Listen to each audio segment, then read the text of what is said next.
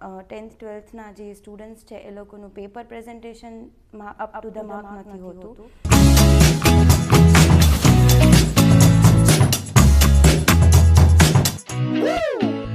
Hello friends, આજે આપણી સાથે છે આપતી ચંદરિયા, અવર પ્રાઉડ એલ્યુમની.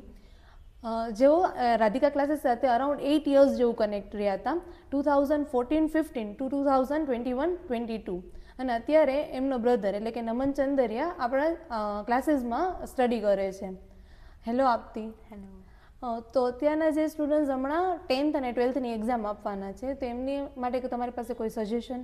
હા, મેં જોયું છે કે હમણાં 10th 12thના જે સ્ટુડન્ટ્સ છે એ લોકોનું પેપર પ્રેઝન્ટેશનમાં અપ ટુ ધ માર્ક નથી હોતું.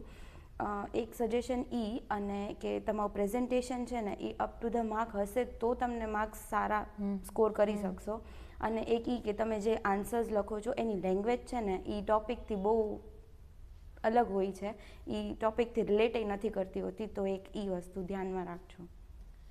જો તમારે પણ તમારા 10th અને 12thની બોર્ડની એક્ઝામમાં એ વસ્તુ ધ્યાન રાખવાની છે કે પેપરમાં જે પ્રેઝન્ટેશન પણ ઇમ્પોર્ટન્ટ છે અને પેપરની લેંગ્વેજ પણ, અને જે તમે આન્સર લખો છો એ ક્વેશ્ચનને રિગાર્ડિંગ હોવા જોઈએ.